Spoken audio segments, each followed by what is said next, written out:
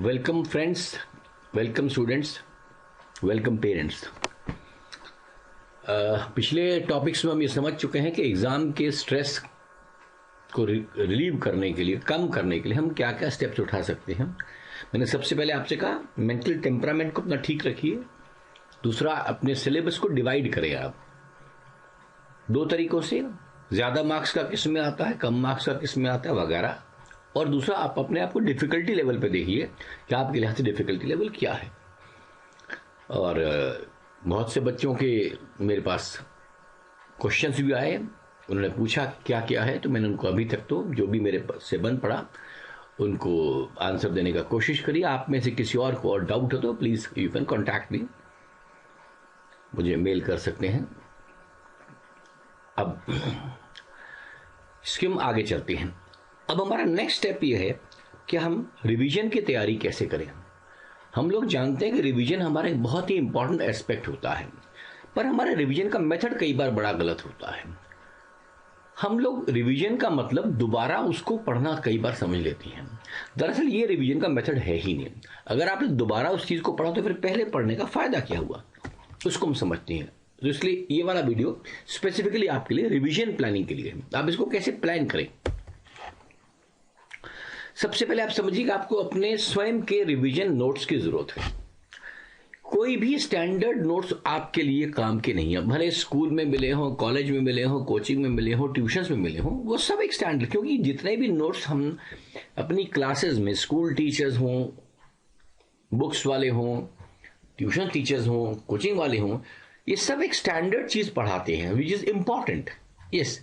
But उसमें से आपको क्या ऐसी चीज है जो आपके दिमाग में आपको लगता है 11th आवर पे स्ट्राइक नहीं करेगी, इसके लिए आपको रिवीजन नोट्स बनाना। आपके शॉर्ट नोट्स होने चाहिए, तो आपके स्वयं के रिविजनरी नोट्स होने चाहिए। और एक चैप्टर पढ़ने के बाद आप ये नोट बनाएं। ये डिफरेंस आपकी क्लास में पढ़ाए नोट से इसके लिए है क्योंकि क्लास के नोट्स में आपको सब कुछ पढ़ाया जाता है।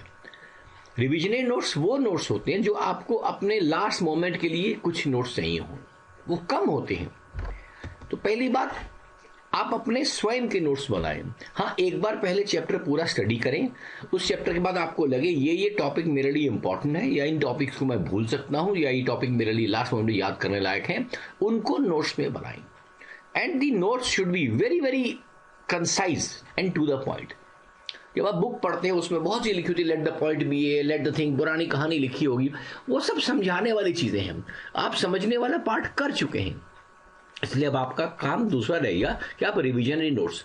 आप ये समझें, बुक को जब लिखा जाता है, क्लास में जब पढ़ाया जाता है, तो टीचर ये लेकर चलता है कि आपको उस टॉपिक को शुरुआत से पढ़ाना है, आपको कुछ नहीं पता, तो वो बहुत से एग्जाम्पल्स भी देगा, बहुत सी चीजें भी पढ़ाएगा, जो चीजें उनके काम की आपको समझाने के लिए लगी हैं। पर आपको रिविजनरी एंड के लिए, लास्ट के लिए, वो सारी चीजों की जरूरत नहीं है, उन एग्जाम्पल्स की जरूरत नहीं है। आपको कंसाइज और टू द पॉइंट नोट्स होने चाहिए। मेरी पर्सनल राय में, मान लो एक चैप्टर आपका, नॉर्मली चैप्टर हमारा किसी भी टॉपिक का, फिजिक्स, केमिस्ट्री, मैथ्स, बायो, कुछ भी ले लीजिए, 15-20 पेज का चैप्टर होता है, 25 का भी हो सकता है।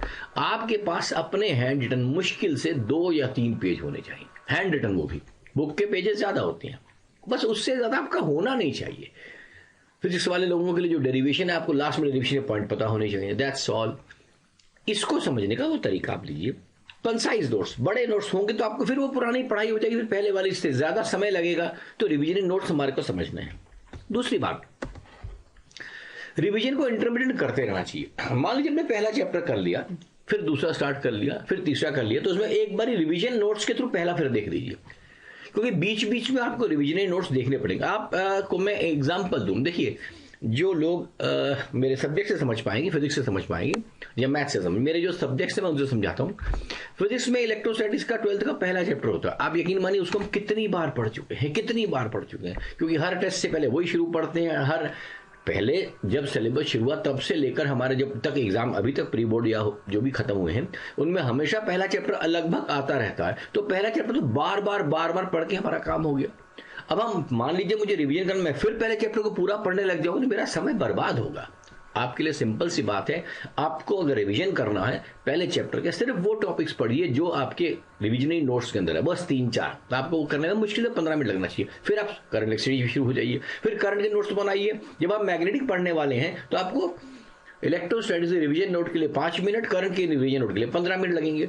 फिर आप जब एसी करने बैठेंगे तो रिवीजन इलेक्ट्रोस्टैटिक्स का ऑलमोस्ट 1 मिनट में हो जाएगा, करंट इलेक्ट्रिसिटी का 10 मिनट में होगा, 5-7 मिनट में होगा, और मैग्नेटिक का 15 मिनट लेगा। ये रिपीटेड रिवीजन करने बहुत जरूरी है ताकि आपको लास्ट में कोई तकलीफ ना हो। हमारी प्रॉब्लम ये होती है जब हम एक टॉपिक को पढ़ते हैं, देखिए ये समस्त भारत की प्रॉब्लम है, we perform much better in test than in exam. कारण क्या है, हमारे पास टेस्ट में 1-2 चैप्टर होते हैं, 1-2 चैप्टर हमारे को अच्छे से समझ लेते हैं, फिर जब बड़े को पढ़ने पाते तब हमें प्रॉब्लम होती है। और यही सबसे बड़ा कारण है लोग जो कॉम्पिटिटिव एग्जाम में बोर्ड पढ़ के परफॉर्म नहीं कर पाते, उस वहम में जीतते हैं कि कोचिंग में क्या पढ़ती है। वहां आपको पूरा सिलेबस करना पड़ता है, बस इतना ही फर्क है, आपकी आदतें पड़ चुकी है 1-2 चैप्टर के लिए, इसलिए आपको इंटरमीडिएट रिवीजन नोट्स करने ही पड़ेंगे। फिर स्मॉल पार्ट्स को रिवाइज करते रहिए। मैं आपको फिर मैथ से इस बार समझाता हूं। आपको मालूम है कैलकुलस एक इंपॉर्टेंट पार्ट है, आपको जब लगता है एप्लीकेशन डेरिवेटिव कर लीजिए, एप्लीकेशन इंटीग्रल्स कर लीजिए, आपका पूरा कैलकुलस पार्ट होता है, क्योंकि अगर आपको इंटीग्रेशन आ गया तो डिफरेंशियल तो आ ही जाएगा। फिर डिफरेंशियल को रिवाइज करने में आपको मुश्किल से 5 मिनट लगेंगे। डिफरेंशियल 3 टाइप की होती है, बस आपको उतना पता होना चाहिए हर को कैसे सॉल्व करना है। ये छोटी छोटी बातें ही आपको रिवीजन नोट्स में करनी है, पूरे डिटेल्ड क्वेश्चन आपको करने की जरूरत नहीं। हाँ, एनसीईआरटी के कुछ स्पेसिफिक क्वेश्चन होते हैं जो इंपॉर्टेंट है, टिपिकल है, उनको आपको करने की जरूरत पड़ेगी 2 बार, लेकिन अदरवाइज आपको आवश्यकता नहीं पड़ेगी बार बार उस लॉजिक को समझने की, उस टॉपिक को समझने के लिए। इस पर ध्यान दीजिएगा।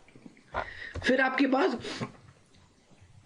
आपके ये साइंटिफिक बच्चों के लिए है, जितने भी फॉर्मूलेज हैं उनको आप एक बार रीराइट करके देख ले, आप उसको ठीक लिख पाते हैं, कोई कमी रह जाती है, क्योंकि जब तक आपके हाथ से वो चीज लिखी नहीं जाएगी, इट इज नॉट योर्स, आपके दिमाग में, लेकिन हाथ पर लिखने से आपको और ज्यादा क्लैरिटी होगी। रीराइट फॉर्मूलाज को कर लीजिए आप। केमिस्ट्री वाले अपनी रिएक्शंस को, इंपॉर्टेंट रिएक्शंस को कर लें। केमिस्ट्री में आपके पास जो नेम्ड रिएक्शंस होती है, स्टैंडर्ड रिएक्शंस, उनको करके देख लें। और जो हिस्ट्री वाले हैं वो अपने डेटास लिख के देख लें, डेट्स को दिमाग में रख लें। इस तरह हर सब्जेक्ट की कुछ इंपॉर्टेंट चीजें उनको आप लिख कर देख लें। फॉर्मूलाज मैंने यहाँ लिखा, बट फॉर्मूलाज हो गया, रिएक्शंस हो गया, डेट्स हो गया, जो इंपॉर्टेंट पॉइंट्स है उनको एक बार लिख कर जरूर चेक कर लें रिवीजन के बाद, ताकि आपके पास ये क्लियर हो जाए, आपको सारा वो आ गया। देखिए एग्जाम के अंदर भी एक बात याद रखिएगा, बहुत ज्यादा इलेबोरेट लिखना आजकल के समय में जरूरी नहीं है, क्योंकि आपके पॉइंट्स पर मार्क्स होते हैं हर बोर्ड में, इसलिए बहुत इलेबोरेट एग्जाम्पलीफाई करना वो बुक वाला लिखता है, आपको वो जरूरत नहीं है। आपको लिमिटेड लिखना है, लेकिन वो लिमिटेड में कोई पॉइंट नहीं छूटे। इसलिए तो मैंने आपसे कहा revision notes to the point आपकी होनी चाहिए, कि वो पॉइंट नहीं छूटे। अगर आप किसी पॉइंट को एक्सप्लेन करना एग्जाम में भूल गए, वो आपके लिए नेगेटिव नहीं माना जाएगा। इसलिए बता रहा हूं मैं, सिंपल आपके पॉइंट्स वो दिमाग में होने चाहिए। तो आप फॉर्मूलास को बार बार लिखिए, आपको पता लग जाएगा। और अगर आपने 2-3 बार फॉर्मूले को ठीक से लिख लिया, फिर दोबारा उसको देखने की जरूरत नहीं, आपको आता है। फिर हमारा सिलेबस कंसोलिडेशन होना चाहिए। इससे मैं क्या मेरा मतलब है, इससे मेरा मतलब बड़ा सीधा सा है कि हम जो जो टॉपिक करते चले, जैसे मैं बोर्ड के आसपास, प्री बोर्ड इस समय के आसपास अपने बच्चों को कहता हूं आप अपने नंबर पूरे करते रहिए। जैसे मैं एग्जांपल मैथमेटिक्स से देता हूं, आपको मालूम है एक क्वेश्चन आपके पास एप्लीकेशन ऑफ इंटीग्रल का आना है, तो आपको एरिया की आपकी एनसीईआरटी की बुक में लिमिटेड क्वेश्चन हैं, आप उनमें से हर टाइप का एक क्वेश्चन लिस्ट बना लीजिए, उतने क्वेश्चन आप करके देख लीजिए, आपको 10-12 क्वेश्चन मैक्सिमम आएंगे। वो 12 क्वेश्चन आपने 15 क्वेश्चन कर लिया, आपके पास वो AOI के नंबर पूरे हो गए। एप्लीकेशन डेरिवेटिव के अंदर आपके पास बुक के अंदर कुछ क्वेश्चन हैं, आप देख लीजिए 10-12 क्वेश्चन होंगे, उन 10-12 क्वेश्चन को आप एक बार कर लीजिए, अब वो 6 नंबर आपके वो पक्के हो गए। 3D में किस किस टाइप के क्वेश्चन बनते हैं वो नोट कर लीजिए, उनको एक एक बार कर लीजिए हर टाइप का। तो मेजर आपको chunk of the papers, probability में आपको पता है एक बेस थ्योरम का आ सकता है या डिस्ट्रीब्यूशन का आ सकता है, दोनों को कर लीजिए, दोनों के 4-4 क्वेश्चन कर लीजिए। मतलब आपके पास जेब में नंबर आते जाए कि ये 6 नंबर के ये आने वाले, ये मेरे पूरे हो गए, ये 5 नंबर के, ये 4 नंबर के आने वाले, मेरे पूरे हो गए। जो लोग 1-1 मार्क के लिए कोशिश करते हैं, देखिए 1 मार्क का क्वेश्चन आपको अगर आपको सिलेबस आता है तो आता ही होगा, उसके लिए आपको चिंता करने की जरूरत नहीं है। लेकिन जितना सिलेबस कंसोलिडेट हो जाएगा, आपका कॉन्फिडेंस भी बढ़ता जाएगा, मुझे इतना तो आ गया, मुझे इसके आगे चलना है। इसको करके आप मिनिमम 70 to 80% तक आप इसको खींच सकते हैं। इस वीडियो को सुनने के लिए धन्यवाद। अगले वीडियो में हम ये बात करेंगे प्रीवियस ईयर्स पेपर्स को हमको कैसे अटेम्प्ट करना है। अब ये मत समझिए पेपर लिया कर लिया, ये तरीका बच्चों नहीं हो, इसमें क्या है आपका मेहनत बेकार जाती है। मेरे पूरे वीडियो बनाने के पीछे एक ही एम है कि आपकी मेहनत का सही सदुपयोग हो सके। तो इसके लिए आप लोग मेहनत मतलब कम मेहनत में अधिक मार्क्स को ऑब्टेन कर पाए, ये मेरा बेसिकली मेन एम है। फिर मुझसे किसी को डाउट हो, कोई प्रश्न मुझसे पूछना हो, you can mail me and you can contact me on Facebook and other IDs, और मैं आपकी सेवा के लिए तत्पर रहूंगा। जिन्होंने मुझसे पूछा धन्यवाद उनका भी। और आपका कोई डाउट हो तो बताइएगा। Thank you for listening and watching this video.